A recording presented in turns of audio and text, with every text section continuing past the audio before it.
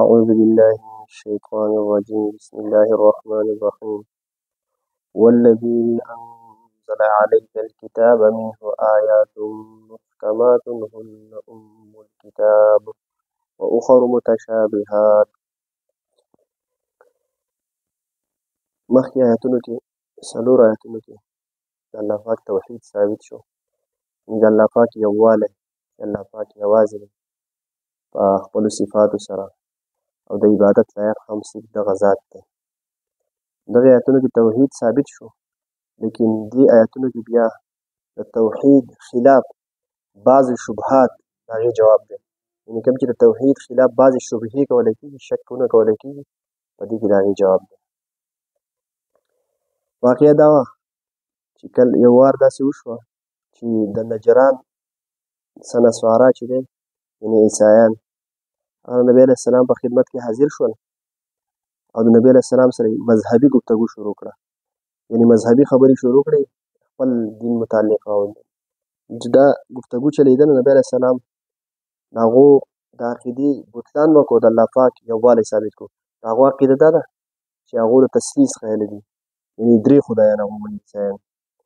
یو عیسی علیه السلام یو الله پاک یعنې الله پاک خدای مني د پلار په درجه کې عیسی علیه السلام هم خدای مني یعنې په خدایي کې شریک د زوی په درجه کې وایي دا د الله پاک زوی دی او یو روح القدس نو نبي علیه السلام تفصیلي ګفتګو فرمایله او د هغو د دغې عقیدې تثلیث یعنې د درېو خدایانو د بطلان یې وکړو او صرف د الله پاک یووالی ثابت کړو خو نبي علیه السلام خپل دلیل چې نیوه په خپله دعوې باندې دلیل نیوه نو هغه هم د دغه آیاتونو خصوصا د اولني دوه آیاتونه یې ذکر کړي نو نبي علیه السلام یو دا په دلیل کې دا ووایي چې ګوره مخکې آیات کې دا تېر شول چې د الله پاک چې دی هغه همیشه دپاره ژوندی دی دویم چې د الله پاک علم محیط دی یعنې د الله پاک علم په ذرې ذرې باندې دی او دا دواړه صفات داسې دي چې په دې کې مخلوق بل چا کې دا صفات نشته دریم دا چې د الله پاک قدرت کامل دی د بل چا هېڅ چا په هر شي باندې قدرت نشته د الله پاک قدرت چې دی هغه کامل دی او څلورم دا چې د الله پاک صفت تخلیق یعنې د تمام مخلوقاتو پیدا کوونکی چې دی څه دی هغه الله پاک دی نو چې دا دلایلو ته بیان کړل نبي علیه السلام نو دا خبرې خو دې عیسایانو یعنې دغې نصاراو هم منلې دا خو هغو هم تسلیم کړې دې نه خو هغوی انکار نه شو کړی په دې باندې خاموشه شول ځکه چې دا خو هغو مني چې صرف همیشه دپاره ژوند چې دی دا د الله دی او علم چې دی هغه په هر ذره ذره چې دی هغه صرف د الله دی او دغه شان قدرت کامله دا صرف د الله دی او دا ټول مخلوقات چې پیدا کړی دا صرف الله پاک پیدا کړی نو چې کله دا خبرې هغه ومنلې نو په خپله چې دا خبرې ومنلې چې په خپله د تثلیث یعنې د درېو خدایانو دا خبره باطله شوه او د الله پاک یووالی ثابت شو د الله پاک یووالی ثابت شو دا خو هغو ومنله لیکن بیا هغو د قرآن مجید د نور الفاظو نه چې دی هغو په شبهو کې د هغې هغه دا چې د عیسی علیه السلام باره کې قرآن مجید کې راغلي کلمت الله او روح الله چې د الله پاک کلمه او د الله پاک روح نو هغو په دغې شبهو کې بیا اخته شول د هغې کې چې دی دا دغه کوو چې د دې آیاتونو نه دا پته لګي چې د عیسی علیه السلام چې دی دا د الله پاک سره په خدایي کې شریک دی ځکه چې کلمت الله او روح الله ورته ویلی شي هغه جدا خبره ده چې قرآن مجید کې نور هم داسې صفا آیاتونه شته چې د هغه عبدیت ته ثابتېږي لکه ان هو الا عبد انعمنا علیه چې د عیسی علیه السلام چې دی دا د الله پاک یو بزرګ بنده دی او الله پاک پرې انعام کړی دی داسې بل آیت کې راځي ان مثل عیسی عند الله کمثل آدم خلقه من تراب د عیسی علیه السلام مثال چې دی هغه هم دغه شان دی څنګه چې د آدم علیه السلام و څنګه چې آدم علیه السلام د خاورې نه پیدا دی دغه شان د عیسی علیه السلام هم د خاورې نه پیدا دی لیکن هغو خو دا کوږوالی لټوو نو هغو صرف دغه آیاتونه نیولي چې په دې کې کلمت الله او روح الله ویلی شوی دی لهذا عیسی علیه السلام د الله پاک سره په خدایي کې شریک دی نو په دې آیت کې چې دی الله پاک چې دی د دغې شبهې او د هغې جواب کړی دی چې دغه تاسو چې کوم دغه آیاتونه یادوئ دغه الفاظ چې کلمت الله او روح الله دا چې دي دا د متشابهاتو نه دي او د متشابهاتو ظاهري معنی مراد نه چې کوم ظاهري معنی لکه اوس کلمت الله او روح الله د دې خو ظاهري معنی ده چې د الله پاک کلمه او د الله پاک روح لیکن د دې دا متشابهاتو نه دی او د متشابهاتو ظاهري معنی مراد نه بلکې د هغې مراد چې دی د الله پاک ونیز مخفي دا د الله پاک او د هغه د رسول په منځ کې راز وي چې د دې نه څه مراد دی نو الله پاک دې کې دا دغه کړی چې دغه د متشابهاتو نه دي بیا د متشابهاتو تفصیل خو مونږ کړم متشابهات دوه قسمه چې یو دغه قسم چې هغه د هغې نه لفظي معنی معلومه او نه مرادي معنی معلومه چې د الله پاک څه مراد دی. او دویم قسم متشابهات هغه چې د هغې لفظي معنی خو معلومه وي لیکن د هغې مراد نه معلوم. دغه الفاظ چې دي دا د هغې متشابهاتو نه دي چې د هغې لفظي معنی معلومه ده لیکن مراد د الله پاک څه دی هغه ته نه معلوم. د هغې موږ نور هم مثال ورکړو لکه په قرآن مجید کې د الله پاک په باره کې راځي چې ید د الله پاک دپاره خو جسم نشته نو د الله پاک لاس به څنګه وي. دا د دې خو لفظي معنی معلومه ده چې د ید نه دغه لاس مراد دی لیکن مراد یې نه دی معلوم چې د الله پاک چې د شان مطابق وي نو د الله پاک قدرت دی مراد دی نو د هغې مراد نه دی معلوم. نو دې کې الله پاک د دغې شبهې د هغو جواب کړی دی چې هو الذي انزل عليك الكتاب منه آیات محکمات چې الله پاک هغه ذات ته چې نازل کړی دی علیک په تا باندې نبی علیه السلام کتاب لره منه آیات محکمات. نو بعضې آیاتونه د دې نه څه دي محکمات دي هن الکتاب او هغه اصل د کتاب دي یعنې اخر متشابهات او دویم قسم څه دي متشابهات دي. یعنې قرآن مجید کې دوه قسم آیاتونه دي یو دا دی چې محکمات دي. محکمات هغه آیاتونه چې کم د هغې معنی چې د عربي قاعدې لره څوک ماهرین یعنې د عربي په قواعدو باندې څوک مهارت لري نو هغه د هغې په معنو او په مرادونو پوهېږي. او دویم قسم یې اخر متشابهات هغه متشابهات دي که د عربۍ قاعدې سړي ته معلومې هم وي لیکن د هغې په مراد نه پوهېږي. نو په قرآن مجید کې دوه قسم آیاتونه دي. یو قسم داسې چې دا محکمات دي محکمات ته هن الکتاب چې دا اصل بنیاد د کتاب دی یعنې بنیاد د کتاب معنی ده چې په دې سره چې دی د الله پاک کوم احکامات چې متعلق دي هغه دې سره دي یعنې موږ ته چې د الله پاک کوم احکامات په موږ باندې لازمیږي هغه د محکماتو په ذریعه سره لازمیږي. په محکماتو کې چې الله پاک موږ ته کوم واضح کوم احکامات بیان کړي د هغې سره زموږ چې دی تعلیمات او زموږ احکامات د هغې سره وابسته دي موږ لا چې دی په هغې باندې عمل کول پکار دی. او اخر متشابهات او دویم قسم متشابهات دي نو په هغې باندې دومره ایمان راوړه پکار دی اجمالا چې بس دا د الله پاک د طرفه دي او حق دي او څه چې د الله پاک مراد دی بس هغه برحق دی نور په هغې کې چې دی نور چې دی تفشیش کول نه دي پکار. نو فاما الذین فی قلوبهم زیغ بس هغه کسان چې د هغو په زړونو کې زیغ کوږوالی دی فیتبعون نو هغو ورپسې کېږي ما تشابه منه کوم چې د دې نه متشابهات دي یعنې کوم چې متشابهات دي چې د هغې په انسان باندې لازمي نه ده چې د هغې معنی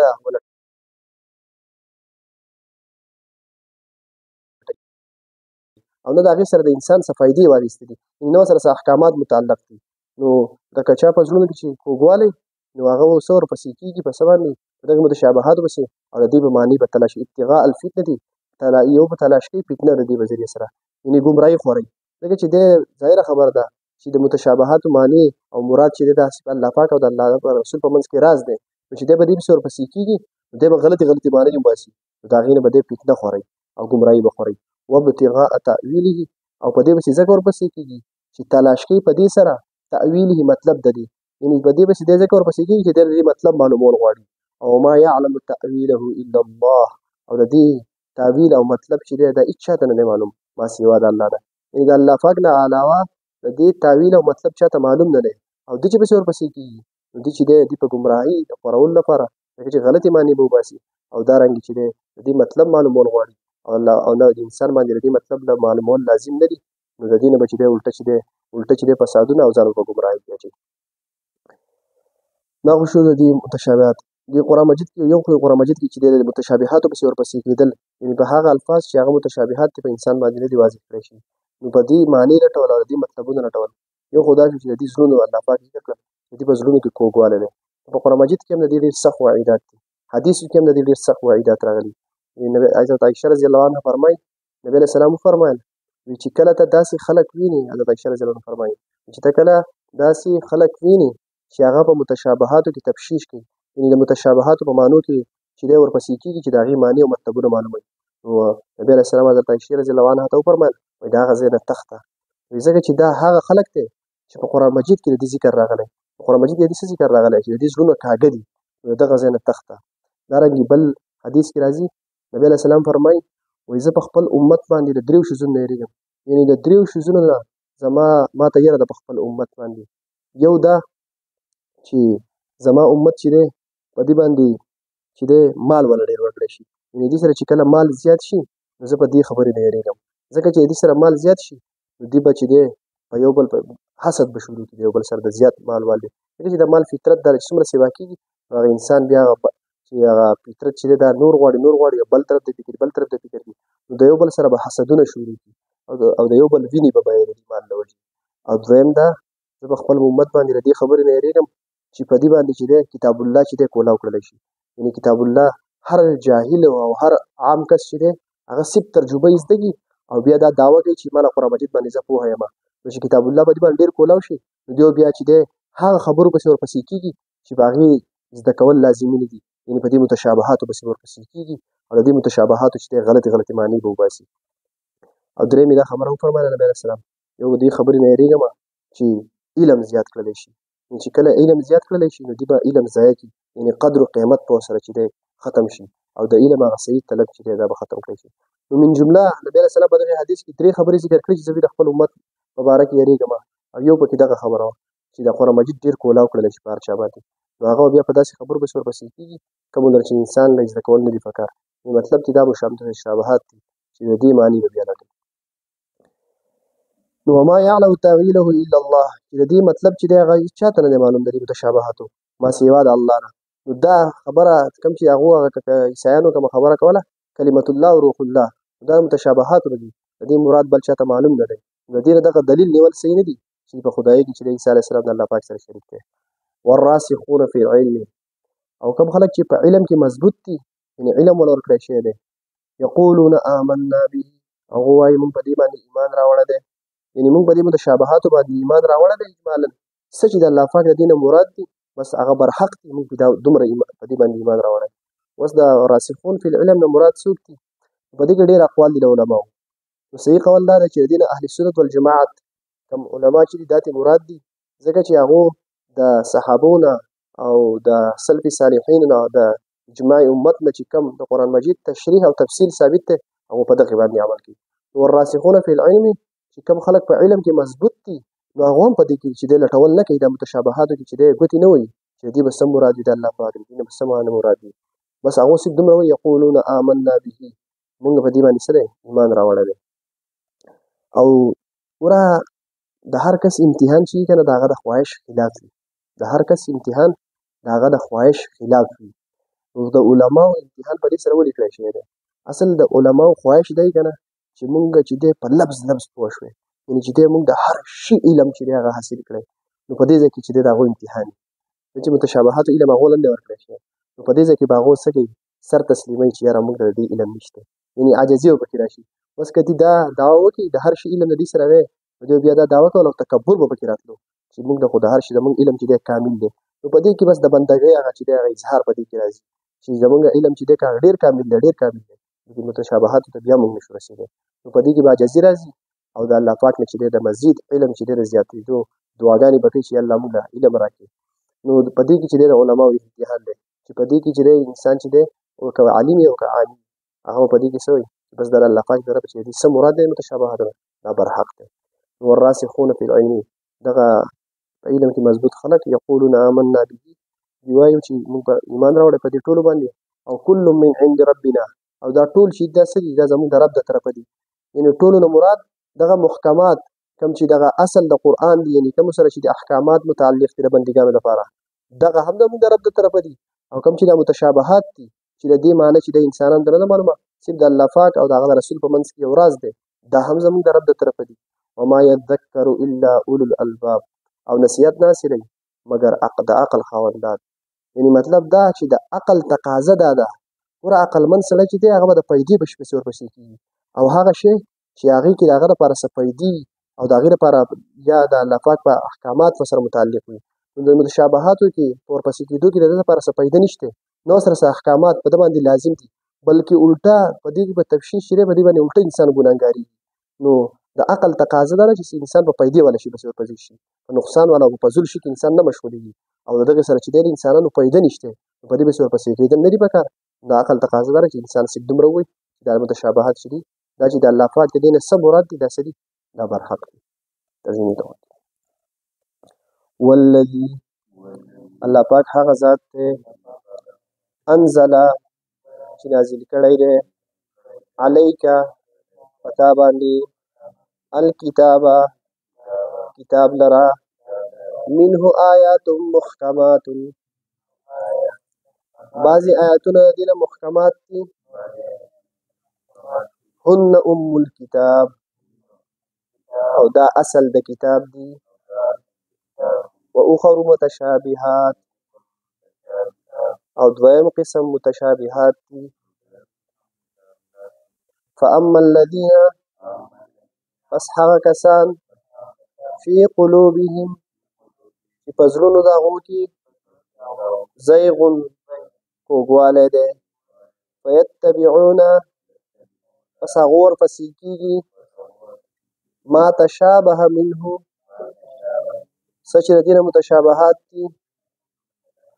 ابتغاء الفتنة دپاره د تلاش کولو د فتنې وابتغاء تأویله او دپاره د تلاش کولو د مطلب د هغې وما يعلم تأویله او د هغې د مطلب علم چاته نشته الا الله ما سوا د الله نه والراسخون في العلم او کم خلق چې په علم کې مضبوط دي یقولون هغه وایي آمنا به چې موږ په دې باندې ایمان راوړی کل من عند ربنا دا ټول زموږ د رب د طرف نه دي وما يذکر او نصیحت نه حاصلوي الا اولو الالباب مگر د عقل خاوندان